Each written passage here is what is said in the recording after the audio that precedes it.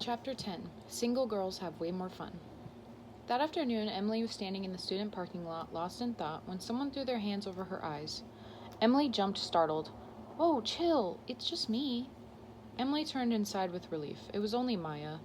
Emily had been so distracted and paranoid since getting that bizarre note yesterday. She had been about to unlock her car. Her mom let her and Carolyn take it to school, on the condition they drive carefully and call when they got there, and grabbed her swimming bag for practice. "Sorry," Emily said. Never mind." "I missed you today," Maya smiled. "Me too," Emily smiled back.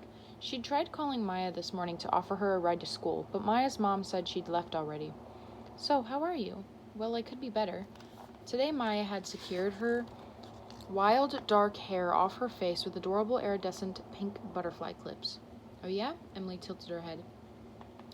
Maya pursed her lips together and slid one of her feet out of her Oakley sandals. Her second toe was longer than her big toe, just like Emily's. "It'd be better if you came somewhere with me, right now." "But I have swimming," Emily said, hearing Eeyore in her voice again. Maya took her hand and swung it. "What if I told you that where we're going sort of involves swimming?"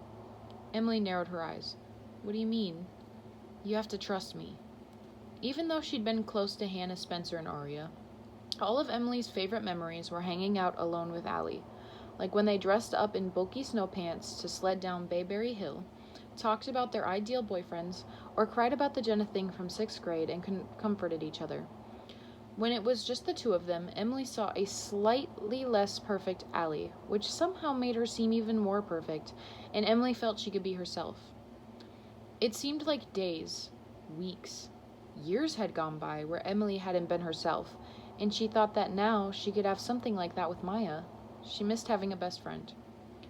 Right now, Ben and all the other boys were probably changing into their suits, slapping one another's bare butts with wet towels. Coach Lauren was writing the practice sets on the big marker board and carrying out the appropriate fins and paddles, and the girls on the team were complaining because they had their periods at the same time. Did she dare miss the second day of practice? Emily squeezed her plastic fish keychain. "I suppose I could tell Carolyn I had to tutor somebody in Spanish," she murmured. Emily knew Carolyn wouldn't buy that, but she probably wouldn't squeal on Emily either. Triple-checking the parking lot to see if anyone was watching, Emily smiled and unlocked the car. "All right, let's go."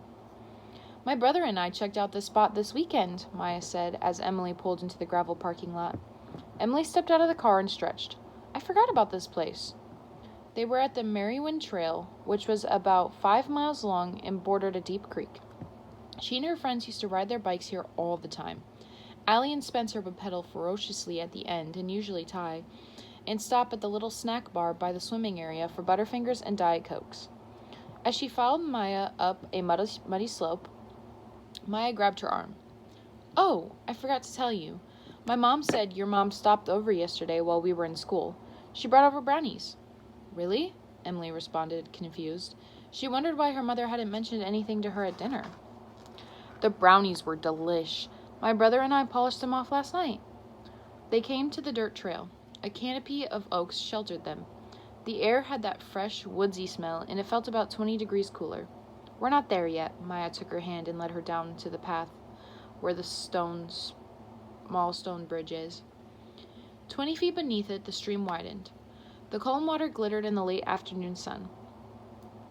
Maya walked right up to the edge of the bridge and stripped down to her matching pale pink bra and undies. She threw her clothes in a pile, stuck her tongue out at Emily, and jumped off. "Wait!" Emily rushed to the edge. Did Maya know how deep that was? A full 1 Mississippi, 2 Mississippi later, Emily heard a splash. Maya's head popped back out of the water. "Told you it involves swimming. Come on, strip." Emily glanced at Maya's pile of clothes. She really hated undressing in front of people, even the swim team girls who saw her every day.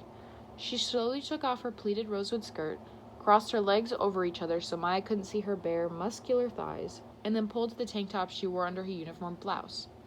She decided to keep it on. She looked over the edge to the creek, and steeling herself, she jumped. A moment later, the water hugged her body. It was pleasantly warm and thick with mud, not cold and clean like the pool. The built-in self-bra at her tank top puffed up with water. "It's like a sauna in here," Maya said. "Yeah." Emily paddled over to the shallower area where Maya was standing. Emily realized she could see Maya's nipples straight through her bra. She cut her eyes away. I used to go cliff diving with Justin all the time back in Cali, Maya said. He'd stand up at the top and, think about it for 10 minutes before jumping. I like how you didn't even hesitate. Emily floated on her back and smiled. She couldn't help it. She gobbled up Maya's compliments like cheesecake. Maya squirted Emily with water through her cupped hands. Some of it squirted right into her mouth. The creek tasted gooey, almost metallic, nothing like chlorinated pool water. I think me and Justin are going to break up, Maya said. Emily swam closer to the edge and stood up. Really? Why? Yeah, the long distance thing is too stressful. He calls me, all the time. I've only been gone for a few days, and he has already sent me 2 letters. Huh, Emily answered, shifting her fingers through the murky water. Then something occurred to her. She turned to Maya. Did you, put a note in my locker yesterday?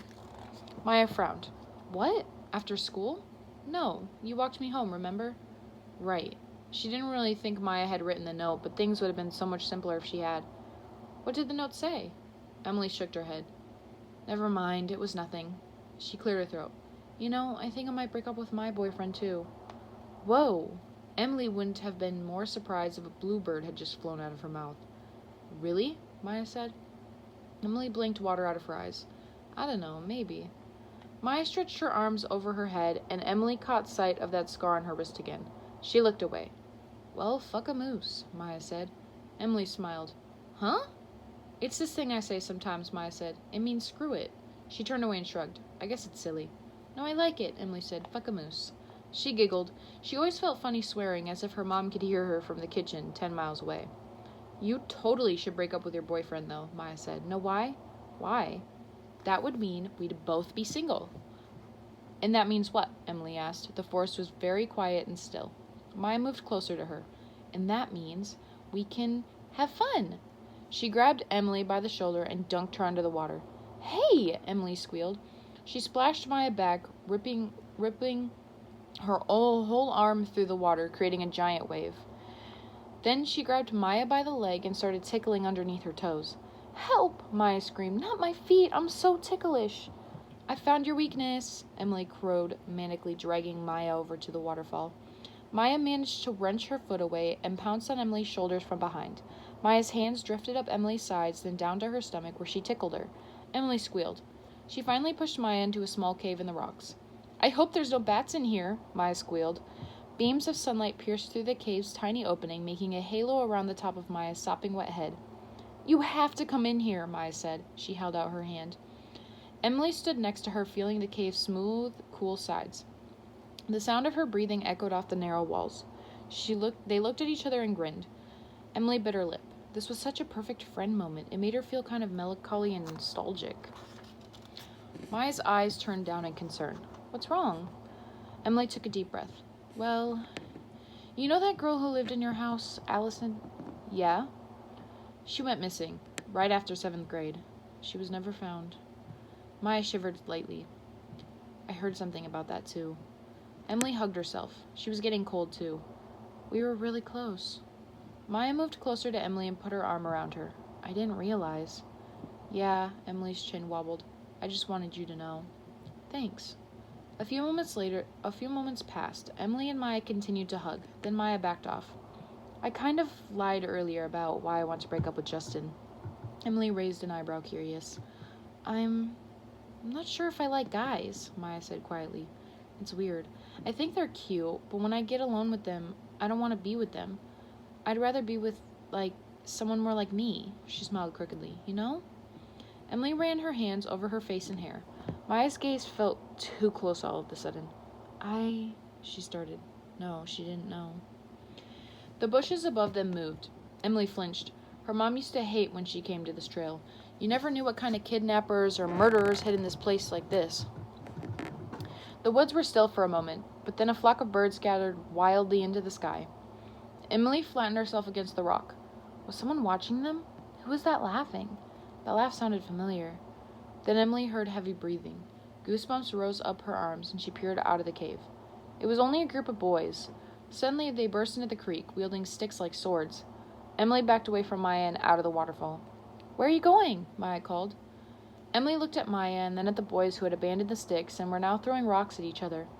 One of them was Mike Montgomery, her old friend Arya's brother. He's grown up quite a bit since she last saw him. And wait, Mike went to Rosewood. Would he recognize her?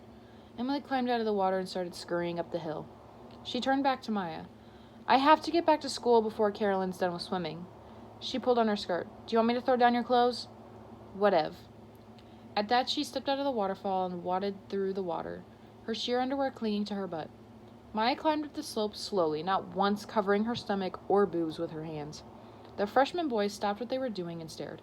And even though Emily didn't want to, she couldn't help but stare too.